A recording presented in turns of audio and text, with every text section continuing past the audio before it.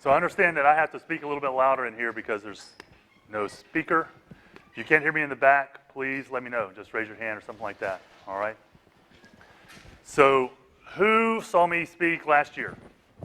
1, 2, all right. So there are a few of you who are, somewhat have a license to not pay attention. The rest of you, I may call you out, okay? So I think it's going to be worth your time.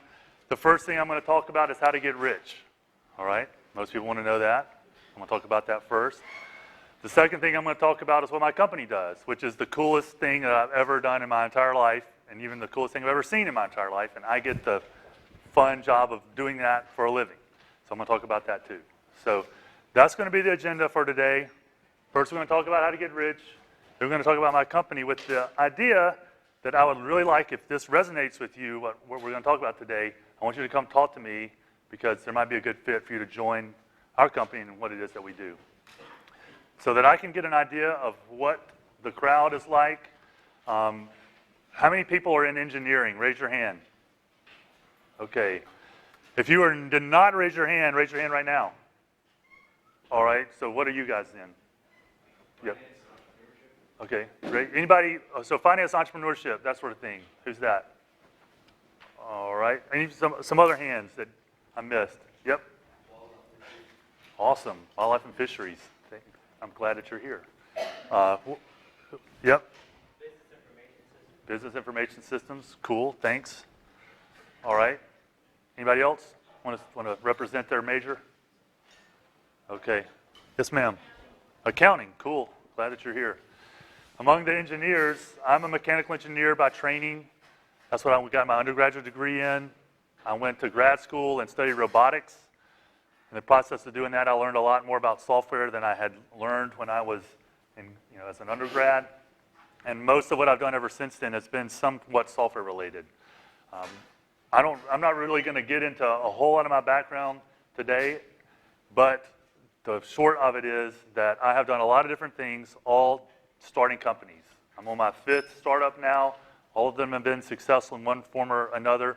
They don't have a whole lot to do with one another except for the idea of solving problems. And that, as those of you who are studying engineering, you know that's just basically the bottom line for what you're doing as an engineer is you're learning how to solve problems. I do recommend that any of you, whatever degree program that you're in, learn a little bit how to write software because inevitably there's some little way that even in Excel you can do something to make things a little bit faster, a little bit smarter, a little bit more automated, and you will end up doing better than your peers. But that's a little bit about me and my background. What you want to hear about is how to get rich, right? So we're going to talk about that first. So this is the bottom line foundation that we all need to understand, okay? This is how the basics of capitalism work. You've got your income, the blue box up there, and that generates cash, and they pay for your expenses. So your income, generally speaking, especially for you today, your income is your time versus your wages, right? Really simple math. Everybody knows that all of our time is limited, no more than 24 hours in a day. The wages part, that's why you're all here, I assume, right? You want to have that wages number be as high as it can be so that you can work as few hours as possible to make your income as great as it can be, right? Now down at the bottom, these are your necessities, food, clothing, and shelter. People have probably heard about those as your necessities, right? So it's very important that your income produce enough cash to pay for your expenses. This is what often happens when you start to get more income, when your wages go up, when you graduate from college. This is what people tend to do. They buy stuff. They buy a car. They buy a house. These things are called liabilities. They're called liabilities because they also require that you spend money on them. A liability is something that costs you money. There is a small element of a house that grows in value, but generally speaking, you have to pay to fix your house and pay taxes on your house and be a part of a neighborhood association and fix the, houses cost money, trust me, if you're not a homeowner. And that's what this slide, goes into. It just shows you how basically what liabilities do is they add to your expenses, right? They just make your expenses bigger, which makes you need to have that much more income in the top, right? This is what it means to be middle class, especially in America. When your income basically covers your expenses, which include those expenses that have been created by your acquisition of liabilities. You bought some stuff. I'm going to mostly try to keep my language PG, but excuse me if some four-letter words come out from time to time. You buy some shit that you don't really need, and it ends up costing you a little bit more money, okay? That's what happens after you graduate. Now, what we want to talk about is what else you could do with your extra wages, okay? This is where we start talking about how to get rich. I just want to point out back here, if all the money that you got goes to pay for your expenses, and you never get to do anything else with it, you just make just enough money to get by and pay your expenses, that's what it means to be poor, okay? Poor is time and wages. Wages are small, even no matter how much I work, and I can barely cover my expenses. That's what it means to be poor. It's not fun to be on slide number 1. How much different does middle class slide look? It don't look that much different either, right? Everybody kind of gets it. So let's think about what we could do to make these slides look differently. Let's think about what else we could do with our extra wages. Instead of going and buying liabilities with them, instead of the car, instead of the boat, the motorcycle, the bigger house, whatever, let's buy an asset, savings and stocks and so forth, okay? Why would I want to do that? That sounds like so much less fun than the boat and the car and all that sort of thing. So surely this guy's got some reason to go do this, because this does not sound fun. Well, the thing about assets is they earn you money too, okay? That's the difference between an asset and a liability. They earn you money too. So it's not just stocks and bonds and that kind of stuff. You can buy real estate, rental houses. You can start businesses with the extra money that you've got. All those things create money on your behalf. See what happens? Those dollars from the assets, you can start buying more assets with them. And also, they can start sending money down to pay for your expenses. That's just starting to look a little bit better, huh? Because you know what starts happening after a while? You can start just thinking about putting all your money into assets. And then your assets start paying for your expenses. Okay? So instead of your income paying for your expenses, your income buys you more assets, which grow in value, which start paying your expenses. Because then what happens is, eventually, you don't have to work anymore. Your expenses are paid by your assets. It does not matter what time you spend. It does not matter what your wages are. This is what it means to be rich. When your daily life has no impact on your ability to pay for your expenses. This is what rich means, okay? Now, you can spend, if you can make a lot of money, and if you have a lot of expenses, you are still the same as the folks middle class and poor. Michael Jackson, everybody hopefully still remembers who that dude is, right? World famous singer. Everybody would go, surely that guy was rich. Michael Jackson, the most successful singers of all time, surely he was rich. What was he doing when he died? He was working. That dude was working because he had to work. He was not rich. Michael Jackson did not die rich. He died in the same boat as this.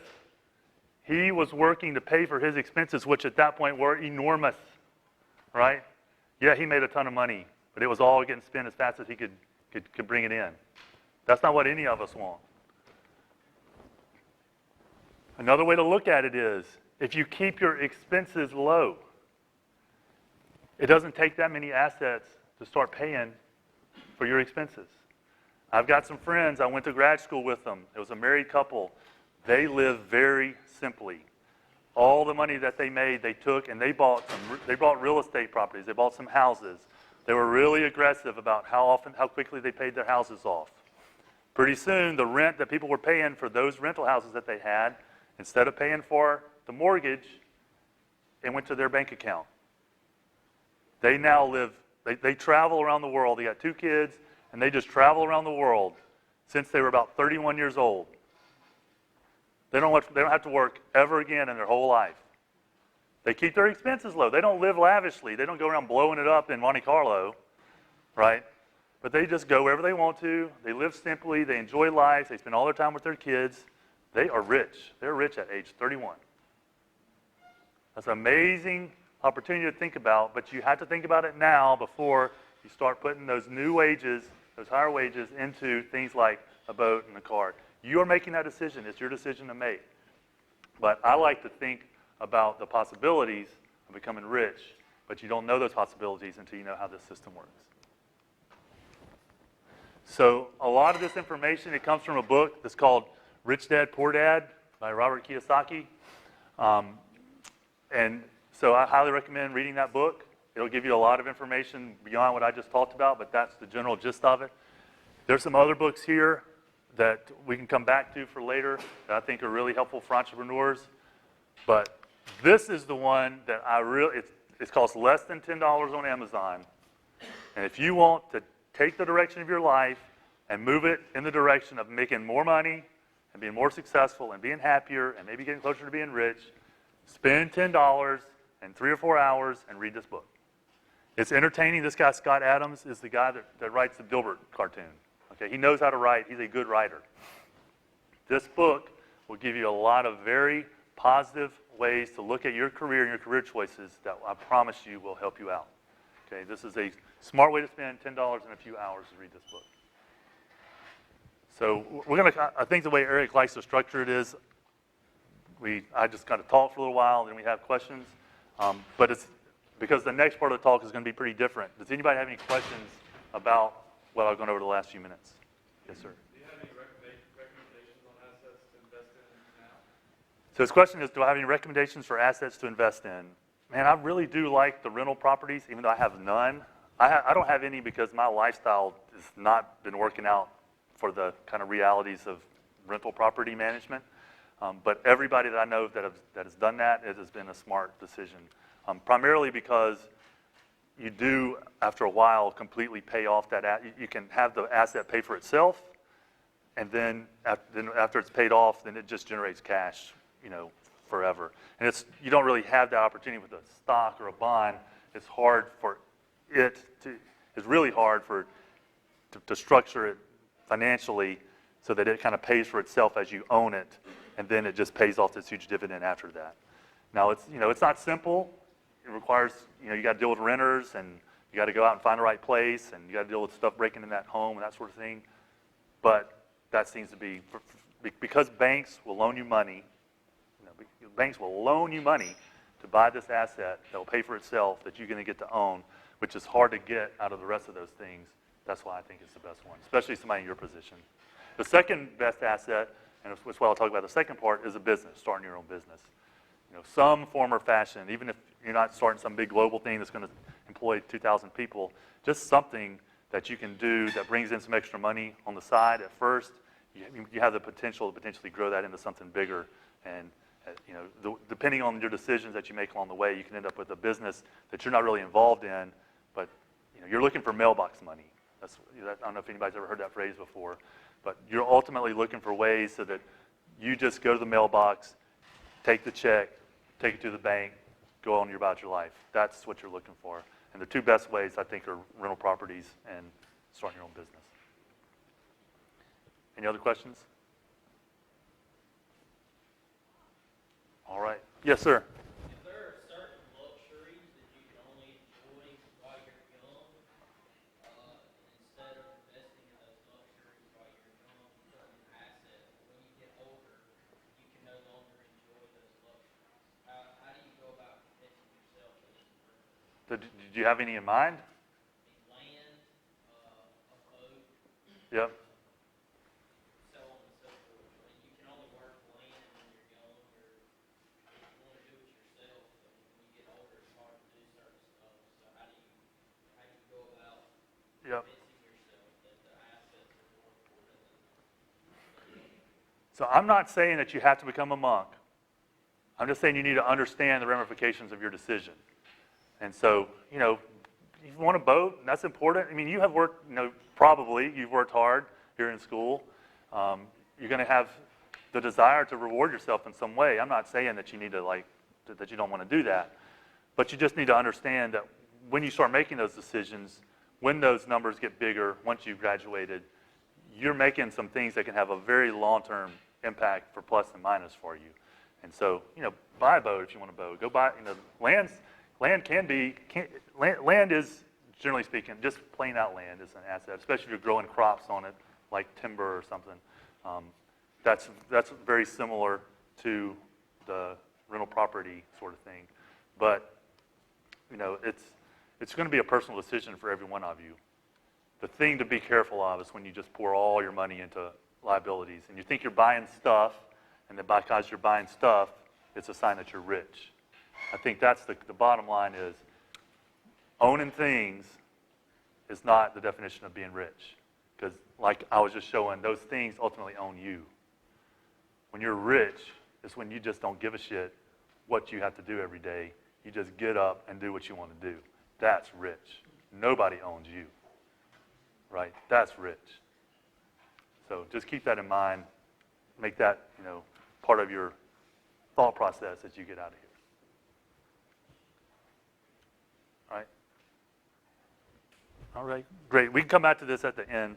I'm going to have to switch out the presentation here. Okay. So now we get to talk about what I'm doing today, what my job is. I'm the CEO of this company called Kopis Mobile. We are located in Flowood. We have an office in Virginia Beach. One of my partners also works from my home, not quite a home office, but in downtown Tupelo. So we are about 3.5 years old. And this is what we do. We build apps and electronics for the military. We do some really cool stuff. We do the coolest stuff that I've ever heard of people getting to do. And we get to do it, and we're based in Mississippi. We get to do it for people that really work hard to keep us safe, who put their lives on the line, who risk the possibility of not coming back to their families so that they can do things to make sure that we get to do things like care about getting rich instead of caring about whether or not our food market's going to get blown up when we come, you know, when we go there for shopping that day. The team of people that I work with, we have built lots and lots of stuff. We built things for electric utilities and forest products companies and financial entities and like people that build wind farms, I mean, all sorts of things. And we all agree that who we build stuff for now is the customer that we care about making happy the most. For some of you, that's not going to resonate, and that's okay. For some of you, you're going to think, man, I would love to do this kind of thing too. And so for you, in particular, please pay attention to the next little bit of what we're talking about and how we go about doing it. So one of the things that we've learned in building products for this market is that they don't care about a brochure with a bunch of bullet points about all the different cool features. They got other bullets that they're worried about. They want it to be simple. They want it to be reliable. They want it to be secure. They don't mean just secure like somebody can't hack it. They don't want it to start beeping all of a sudden when they're trying to sneak up on somebody. And it needs to be rugged because everything that they have lives a really hard life. So one of the things that I do as a CEO, just to kind of give you an insight into what's my life like, I get this question quite a bit. I brief, inside of a room of bright students like you, I brief rooms, much smaller usually, of bright colonels, generals, Navy captains, admirals, and that sort of thing, and tell them about what's going on in the tech world because they're mostly focused on their world. They know their world really well, but they generally don't exactly know what's going on from a technical perspective. As part of that, I have to give them the confidence that I know some things about what their world is like. So I go over the next few slides, and so you'll get pretend for a second that you are an Army general, Navy admiral, and what you're going to do is you're sitting to listen to me so that we can get on the same page about what's important for us solving your problem.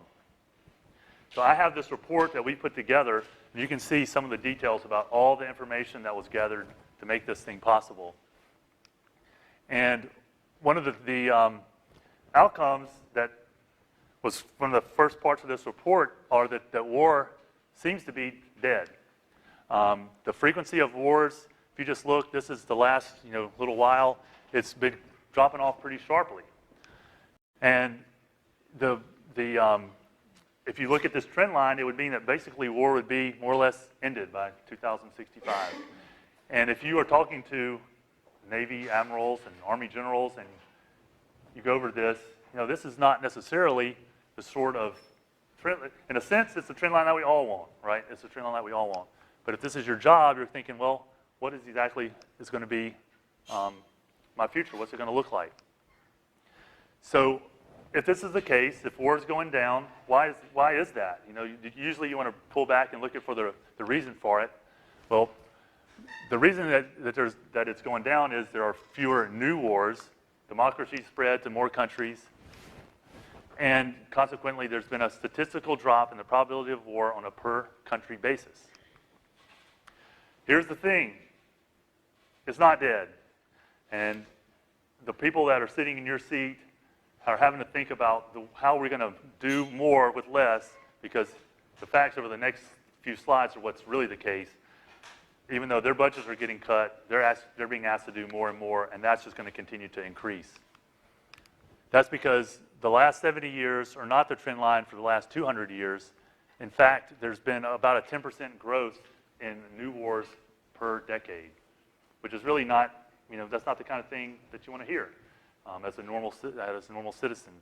The reason for that is that it's, so this is just one more slide about it, and in terms of how many have been added. The reason why there have been more wars is that the number of countries has increased. And when you think about it, it starts to make sense. In 1946, there were just 66 countries in the world.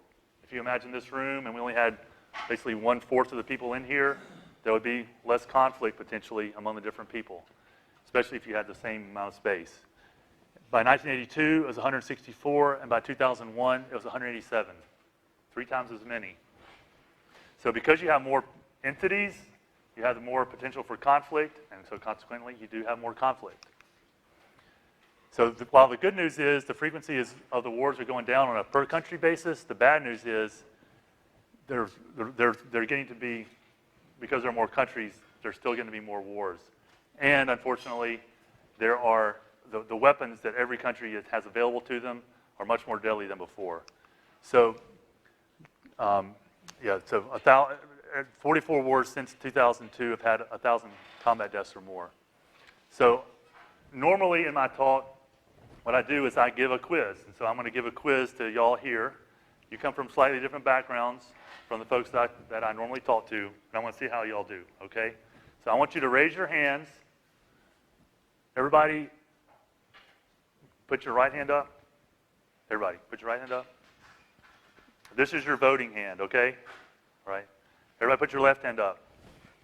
This is your counting hand, all right? Everybody notice how you got 5 counters? There are 5 questions, all right? So if you get the question right, I want you to 1, 2, 3, 4, 5, and we're going to see how many people end up with a full counting hand by the time we're done, all right? So I want to see your right hand voting hands. How many people think, and we're just going to vote for true, how many people think that, or agree with this statement, experts predict that the largest bloodshed from future war will be from poor countries, the largest bloodshed from poor countries as opposed to wealthy countries. If you think that's true, raise your hand. All right. If you did not raise your hand, put one on your counting hand. All right, good. Question number 2. The most important factors that precipitate, that is, make war happen, are religion and ethnicity. How many voting hands we have? All right. If you kept your hand down, you get to put another one on your counting hand. All right, great. Question number 3. There is no correlation between a country's per capita GDP, that's gross domestic product, or basically their wealth, and the frequency of its armed conflicts. If you think this is true, raise your hand. All right, some people are thinking for themselves and know that I'm not tricking them. Oh, it's false. Never mind. It's false. How many people got all three so far? All right, good, good. GDP, wealth of the country, goes down in a country at war because the nation reduces its net exports and imports. True? Yes, we have a true one. That's good. All right. We have anybody with 4 so far? Impressive. All right, good deal. Accounting. Last question. Poverty is more likely to lead to war than oil and oil production. True? Come on, accounting, say true. All right, good job. Okay, good deal. Now, so out of this room, of how many people are in the room? Eric? How many people are in here? 105. How many people got all 5 right? Great, great. 2. Hey, that's normal. Generals, admirals, folks that do this all the time, they never get all of them right. I don't think I've ever had anybody get them all right. It's because a lot of this stuff is counterintuitive. So normally, at this point when I'm talking to them, well, now that we kind of stabilized, we understand we're talking about the same thing, that I'm tuned in and care about what their world looks like, that I might have some information and some perspectives that they might not have. Then we start talking about how we can help them solve their problems. And so usually that's the next part of it, is a bigger dive into some of their particular issues, which is kind of hard to work in this crowd. So what we're going to talk about instead, I'm going to give you some examples of the kind of stuff that we do. This is a U.S. Army Command and Control Center today. So look at all the screens, right? Screens, water bottles, hand sanitizer. That's what it takes. We have any military folks in the room? All right. Great. You guys reserve? Yeah. Guard. Awesome. No active duty folks? Any Army people? Either one of you guys Army? All right. So this setup takes quite a while to get things going. It's appropriate for very large units, right? You can imagine just getting this stuff shipped somewhere and set up. You got to also power it. You got to cool it. You got to protect it. This is something that is not a low footprint sort of thing, right? Well, sometimes it might make sense to have the same sort of information at a much smaller scale. So what we've done is we have partnered with our special forces units, the Green Berets. A big part of their job is to work with what are called partner nation forces. So they go to Syria and Iraq and other places, and they work with the people that are local. And in the past, what they would do is they would take what you see here, some little handheld walkie-talkies, and those walkie-talkies either talk to each other directly, or they might go through a repeater, and they're walkie-talkies. You just talk to one another. What we've done is we take some electronics, written some software that goes on the electronics, have an app, and we can connect the smartphone into those walkie-talkies. That really changes the whole perspective. It actually does most everything from this that you see on here, and it moves it to a smartphone or a tablet. So these are some screenshots from our product. It's called IMRIS, the Mapping and Multimedia Radio Infrastructure System. On the top there, you can send different kinds of messages. You can turn those other people's radios off, turn them back on. You can see where they are. Does this thing work? Yeah. You can see where they are, and you can actually send them photos and text messages over that walkie-talkie system. It's not super fast, but if you're out in the middle of Iraq or Afghanistan, and you would like to be able to send some information without actually speaking it, you'd like to be able to send a photo, you like to know where other people are, this is a really great tool for that. This is another tool that we built. So one of the, I don't know if I wrote it up there. Yeah, so we were asked by one of our elite special operations units, they're snipers. They told us that in the past, whenever they were going to do a mission, they were able to know where they were going to be. They had a map of it. They knew what the weather was supposed to be. They knew what weapon they were supposed to have. And so they would take a map and they would outline for the different spots where somebody might enter their field of view, how far they are away, and then consequently what they need to dial into their scope to be able to hit that target. Well, that was fine when they knew where they were going to go. But the missions have changed now. They often get dropped in one spot and then the fight moves a half a mile away, 2 miles away, so they get picked up and they get put in a new spot that they didn't plan for. Well, our app handles that for them, and if afterwards I can come up, I can show you this in real life on my iPhone. These guys take iPhones on their missions. It was really it was surprising to hear at first. Then once we heard that that's what they were doing, then their next complaint was, but it's hard for me to find apps to help me get my job done. That's what our business focuses on. So they get heloed they get dropped at a certain spot, they put the phone down, they turn on the app, it does the ballistics calculations for them. By the time they have their weapon set up, they look, the numbers are there for them to know for different directions what to put in their scope, and then the mission, the need for the app is done for that spot. The app is in use for maybe 15 or 20 seconds, and then that's it. But that's what they want. This is another app that we built. So I was telling Eric some of the details about this. So we had a conversation with the jump school at Fort Benning, and they said the biggest problem that we have is we can't keep track of who's jumping out of the airplanes. But I don't see how an app would really help with that. Well, we knew that there was probably a way for an app to help with that. We spent all night, the night after we heard that, to build a first version of that, an alpha version.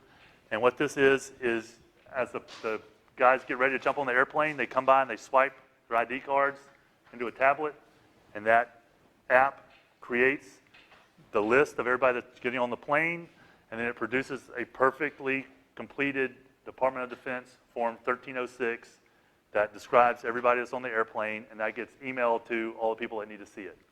And now that's getting used all over the country, all over the world at this point, to do this one thing that used to take the jump masters, and you'd be making sure that people are safe. They were having to spend 3 or 4 hours filling out a form. And instead, that's now about 5 minutes, and they can spend all that time on the stuff that they signed up to do. This is another example of the kind of stuff that we do. It's an app for metal detectors, people that use metal detectors. You probably are familiar with maybe you've seen some old World War II movies or some other things, or even people that are on the beach. They are going along, they're looking for stuff in the ground with a metal detector. They're kind of doing this kind of deal, right? Well, it's one thing if you're on the beach and you're looking for coins or something like that. That's another thing if you're looking for bombs, something that's going to blow you up. You want to make sure that you do that the right way, Well, it turns out that you have to do this at the right speed. If you do it too fast, you're going to miss something. If you do it too slow, you might miss something, but more importantly, you're just going to be too slow. You need to go as fast as you can because there's a chance that people are shooting at you or somebody else near you. So you got to clear this path as quickly as you can, and it needs to be the right path sweep. You can't just go all crazy and think that that's going to work. It has to be this nice, consistent thing. It's hard for people to learn that. We looked around, and there's all those golf swing analyzers, right? You put it on there and figure out your golf swing. We took that same kind of approach, that same technology, and we made it so that that's useful for the guys who are doing this, what's called route clearance. So we can either take a real metal detector, we can take a broomstick, put a smartphone on there, and now it'll provide feedback. Are you doing it at the right pace? Are you doing it the right form? And consequently, anybody, anywhere, I could get any of you up here and train you within 5 minutes, and you'd actually be pretty good. You'd be pretty good at lane clearing just because you get the feedback from the app. So I brought a couple of videos along. This is one. Let's see if it'll. I don't see a cursor. So this is the other cool part of the job. If you are somebody who gets, you're in some particular military unit, no matter what it is, it's not just military unit. Anything that you do, eventually you get kind of bored with it, right? No matter how cool it is. So eventually you just think, well, it's just what we do, it's just work. Our job is we get to go talk to all these different people to solve their problems. So we just get a little bit of an understanding of what a bunch of different people do. So this is one thing that we got to, this is some video that was taken. Oops. Sorry. Are y'all seeing a cursor?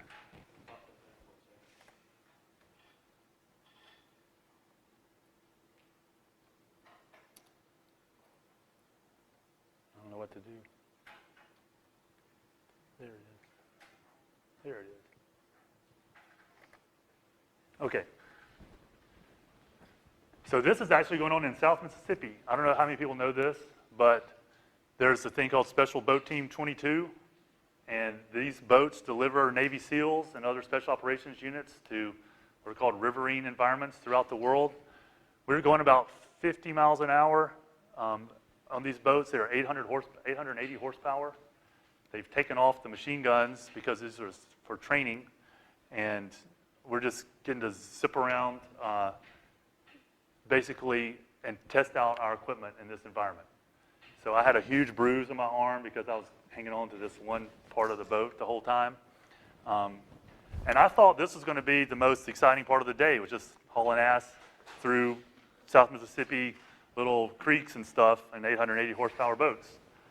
Well, it got a little crazier when it was 1 in the morning and there was no moon and no lights, and you couldn't see anything, but we're still doing 50 miles an hour in a bunch of boats down these tiny little creeks in South Mississippi. So these are thermal cameras that are, just providing the information. The reason that we were here is because these thermal cameras are actually pretty expensive, and they take up a lot of room. So in this squadron of 4 boats, only 2 of them had the thermal cameras, but everybody in every boat would benefit from seeing them. So what we do is we take one of our products, it hooks it up to the camera and to those cameras in the 2 boats that have them, and then we provide tablets to the other boats, and we could have multiple tablets in the other boats, and now everybody in the boats can see all the thermal streams from every boat.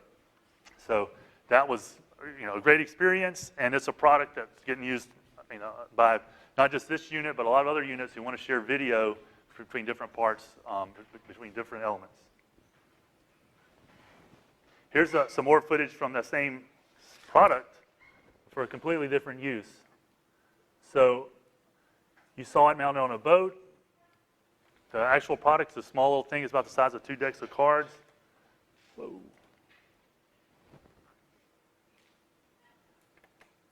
Now it's mounted on a person. So he just dismounted from a helicopter.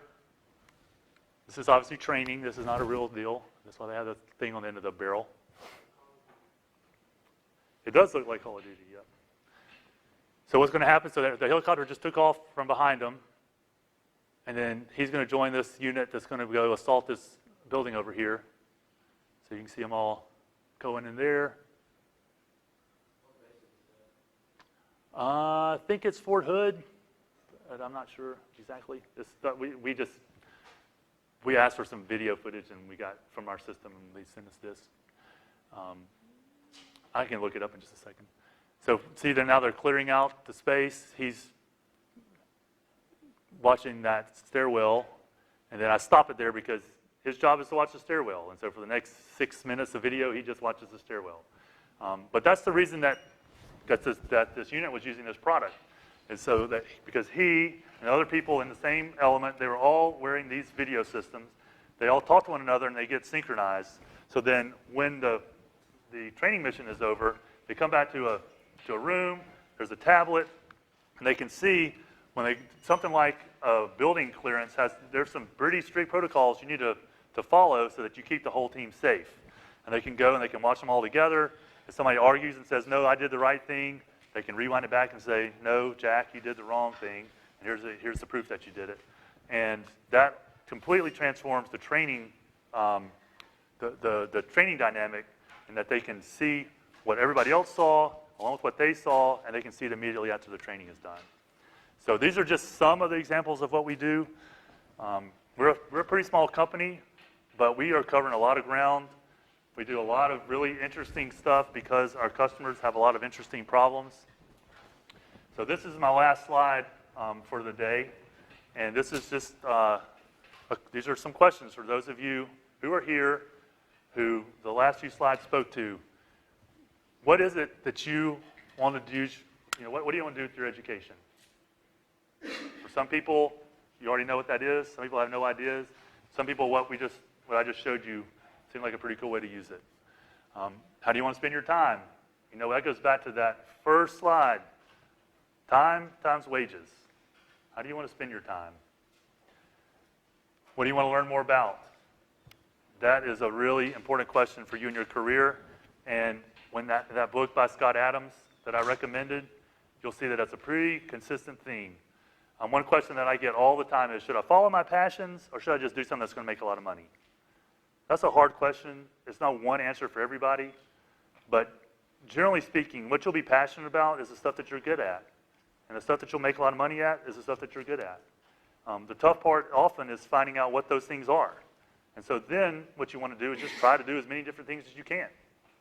If you don't know, just try to do as many different things as you can. Something will start to kind of resonate. Something will kind of stick. Something will be like, hey, I'm actually kind of good at this. I like doing it. Those things work together, the passion and being a little good at it. We are doing co-op interviews and actually full-time interviews. We're going to squeeze in there as well. So if you are interested in what you just saw over the last few minutes, I think that the co-op scheduling deal is closed. Just talk to me, and that can get resolved.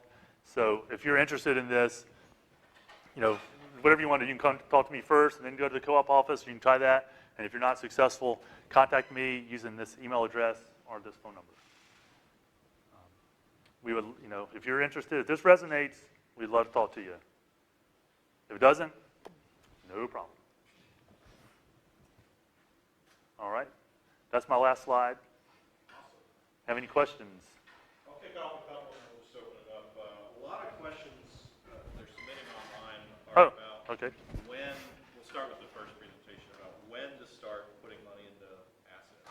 When you did and when you would recommend that they do so as well. Yeah, so the question is when to start putting money into assets. The answer is as soon as you possibly can.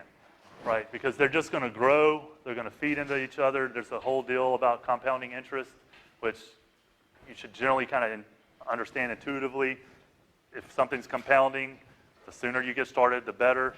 I mean, 10 years can make a lot of difference.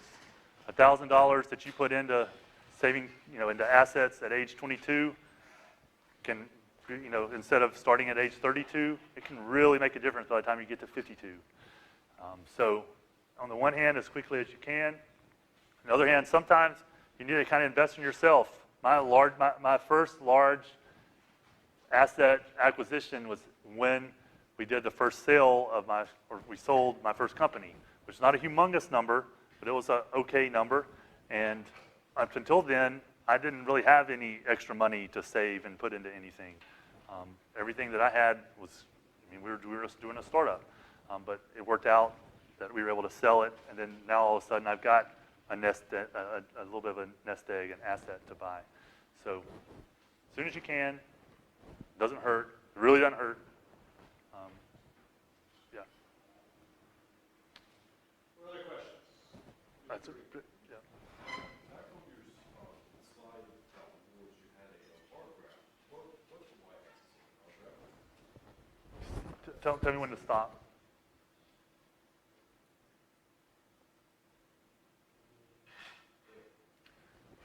Total number of wars. Yeah. What defines a war in this case? Is it just a conflict between two countries?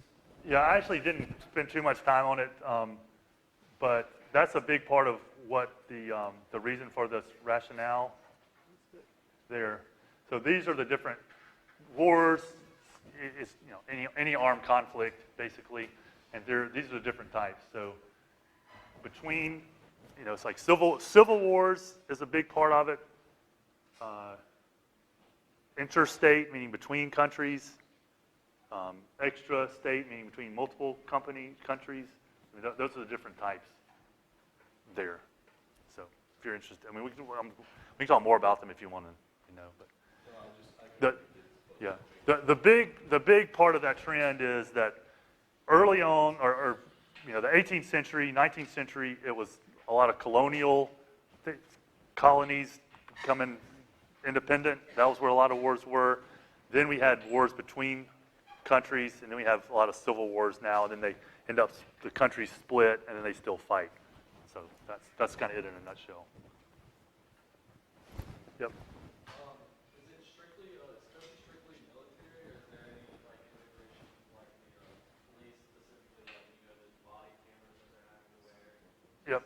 That's a great question. So his question is, are we just Department of Defense, more or less, or do we do some law enforcement stuff too? So we do both.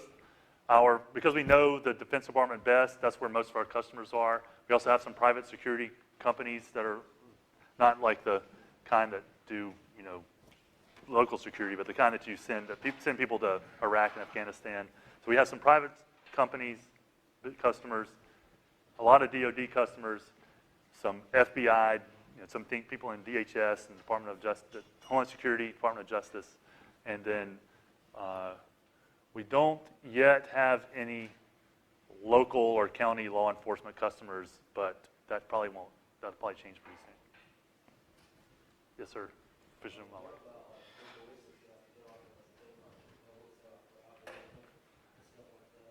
Yep.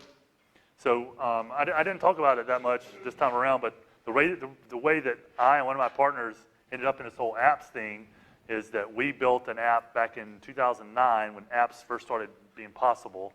We partnered with Primo's Hunting Calls in Flora, Mississippi, and we built an app full of interactive hunting calls. It's been as far as we know, the most successful hunting app ever. And it's just interactive calls.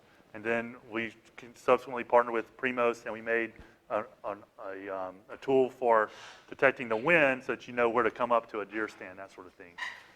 That knowledge allowed us to do the apps like the wind app that we did for Primos turned into the ballistics app that we did for our special operations unit.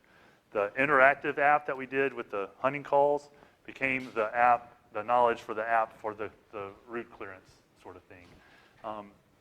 That app that we built for the snipers, you can get online for $30, and it's got Winchesters and Remingtons and all built in, for that instead.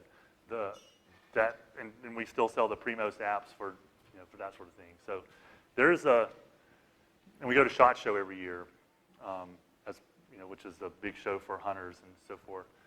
So we pay attention to that market, but at this point we kind of have our hands full with the Department of Defense, and we don't know really what the right entry point is for that.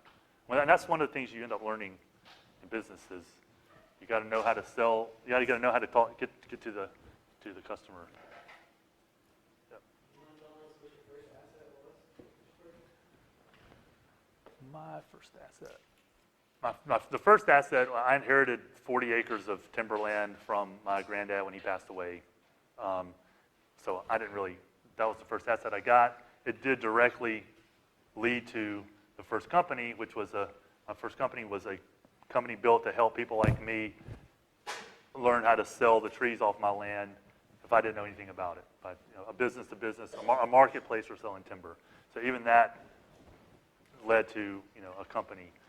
But the first thing I bought was when I doing it intentionally was a bunch of stocks, and that was an okay decision.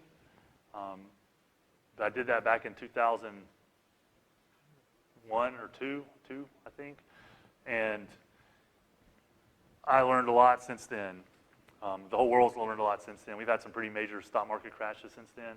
One of the startups that I did for 2 years, I ran a quantitative hedge fund where we bought and sold stocks on behalf of other people using computers to make the decisions about which stocks we should buy, which ones we should sell, how much of them we should own, how long we should hold them. And I've got a whole set of advice and suggestions about what you should do or not do in the stock market. The bottom line is don't own individual stocks, just own the lowest cost index funds. Try to keep them very diversified. So you want to have an index fund of stocks, domestic stocks, international stocks, domestic bonds, international bonds, and just keep it really simple and keep your expenses low and diversified. Don't buy any individual stocks.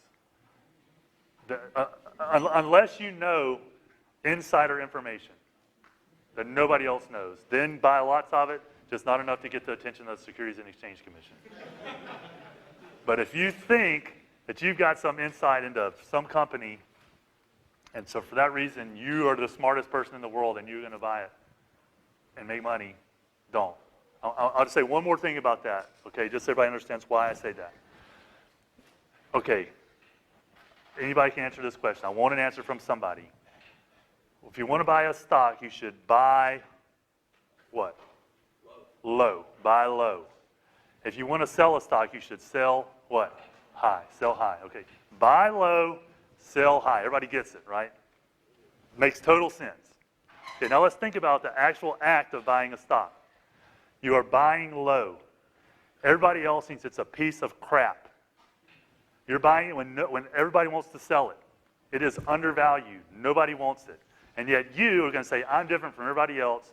I want it now. And everybody else is going to say, you are an idiot. But sure, I'll sell it to you. You're buying it. In that case, you will be actually buying it low. Now, you need to sell it high. Everybody else in the world thinks this is a great thing to have. You have managed to own something when everybody else wants. And you want to get rid of it. Everybody else thinks you're an idiot for wanting to get rid of this thing that's valuable. That's what you need to do. You need to sell high. So when you are buying, you are doing something that everybody else is going to tell you you're an idiot for doing. And when you are selling, you're going to be doing something that everybody else tells you you're an idiot for doing. It is hard to be called an idiot over and over and over again and be successful. It's a lot easier to do what everybody else thinks you should do.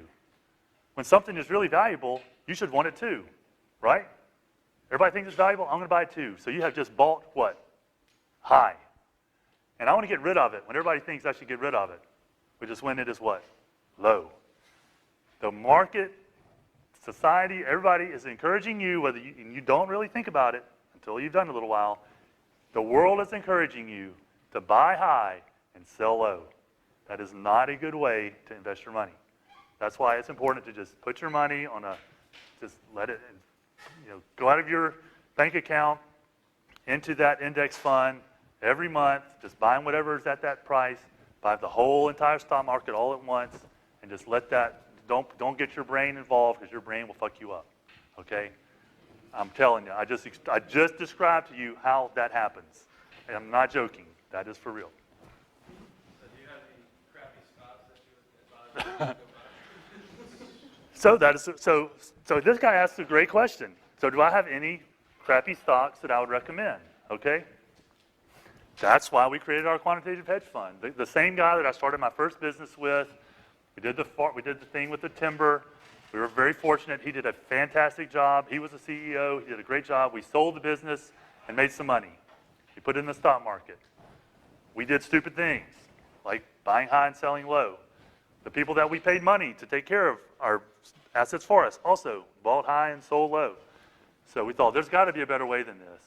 So we were like, hey, what do we do? How do we find those crappy stocks for ourselves? So we wrote a computer program to look at all the stocks every single day, over and over and over again, compare them to their fundamentals, how many, not their technicals, not if they're moving average above the 30-day low and all this kind of crap, but what kind of sales do they have, what kind of profits do they have, what are those trends, that kind of thing.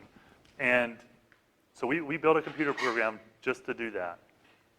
And we had not just which stocks are low, but you don't actually just want one that's low. You actually want one that's low and trending up. Because you can believe that something is way undervalued. You can look at that 1956 Ford and go, man, I can't believe I got a great deal on this thing for $100. It might just be worth $100. You need somebody to start thinking that it's worth $2,000 or $20,000 for you to actually make money. So you're not only looking for stocks that are undervalued, but stocks that have what's called momentum and are starting to grow in value. And you try to hop on that train and ride it up and start to see, oh, now it's overvalued and the momentum's stopping. I want to get out of it. So we actually wrote a computer program to do that. And we were marginally successful in doing it. What we learned is that, hey, it's pretty cool that we can take our time and write this program and do that sort of thing, but there are armies of people all over the world who are doing that with a whole lot better tools than we had. And while we were successful, we were not going to be the level of success that we wanted to be and expected to be. And so our conclusion was, the smartest thing to do if you're involved in the stock market is to have an index fund in domestic stocks, an index fund in international stocks, an index fund, just diversify, rebalance every so often. And that's to doing anything else, you're just using your brain to make you less money. to lose you money.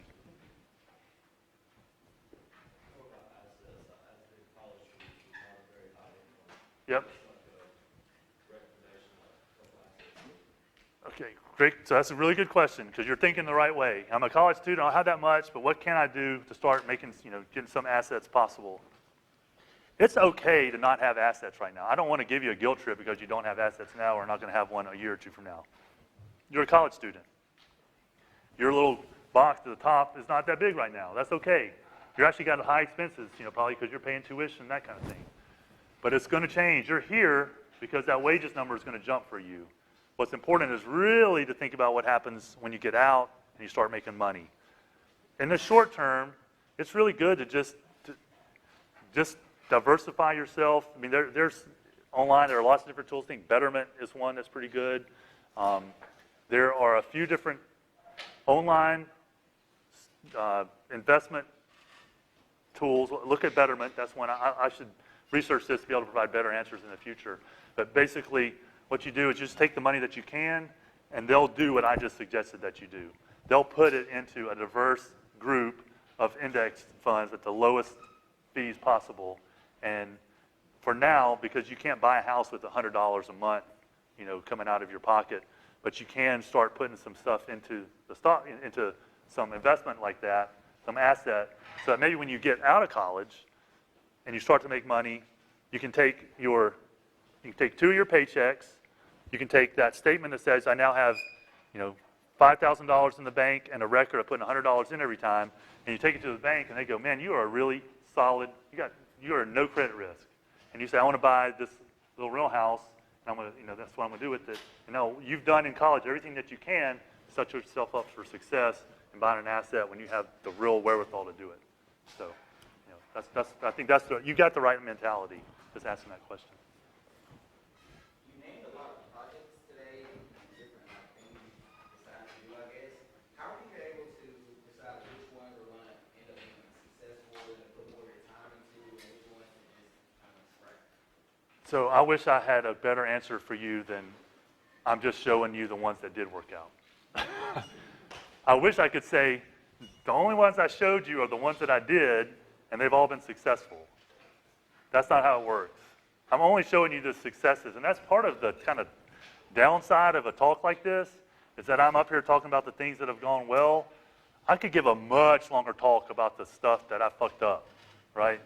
A long one, a long one. Big mistakes all along the way. And that would be boring and depressing. And you would think, man, I don't want to do anything like what that guy's done. But that's reality. If you just say, I'm going to do one thing and I hope it's successful, that's a pretty high-risk way to approach life. And that goes back to even what that book that I recommended by Scott Adams talks about. That's the name of his book is How I Failed at Almost Everything and I Still Won Big. There's a lot of truth in that title. He failed at a lot because he tried a lot. That's the important thing for you guys. Try a lot of stuff. If you try enough stuff, there's a really good chance something's going to go big. If you just try one or two things, your chances aren't too good. If you try a bunch of stuff, you increase your own chances of success. So, I thought everything that I was going to do, I could give you different ways to kind of do an analysis and say, I thought it was going to be good and big because this market was good, or I really liked it, or had good feedback, whatever the case might be. But those things, I did them, and I was sure they were going to be successful, and they were a total failure.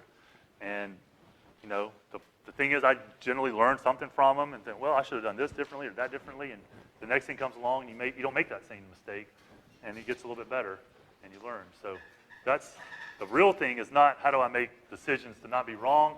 It's just how do I get my head around, I'm going to fail a lot, and I'm going to learn as much as I can from that. Do you find the big difference between the ideas that fail and the ideas that, I guess, go here on the slides? So the question is, what's the biggest difference between those that failed and those that were successful? Between the ideas that failed and ones that were successful. So going in, I thought that they would all be successful. I mean, I'd be an idiot to go, I cannot wait to get started on this failure, right? I thought they would all be just humongous ass kickers. But if I look back and do a diagnostic on what's gone wrong, the biggest problem is I did not talk to enough people going into it up front. Most of my failures were I did not talk to enough people going into it up front. I have a rule of 3, especially if I'm talking to anybody about starting a business. And I'm doing it, I'm just, we're at lunch and they want to do something brand new. Here's my rule of 3. Before you start a business, you should have the name, the phone number, the email address of the 3 individuals who just about cannot sleep at night until you have your product ready to go. You can't say, oh, I know there's some product manager at Google, or oh, I know there's some Army captain, or I know that there's 3 million people that do this, and 1% of them surely will want my thing. No. The 3 people who their name, their phone number, as much as you possibly can about them, that cannot wait to buy your product. If you can't figure out 3 people who are that excited about getting what you want to provide, you may not have something that many people want. I haven't always done that, and I have paid the price for that. And there's the lean canvas, the lean startup approach. A big part of that is getting out and talking to other people and getting their feedback. If you just sit and smoke your own dope the whole time about how great this business is going to be and don't actually go out there and get some feedback from other folks, you are likely to have, you're definitely increasing your chances of failure, reducing your chances of success. On the other hand, when I have talked to people who knew who those 3 people were and embraced that idea of knowing their customers well before they got it kicked off, that's a pretty good way to increase your chances of success. All right? Anybody else? Any questions? Any other questions? All right, thank you very much.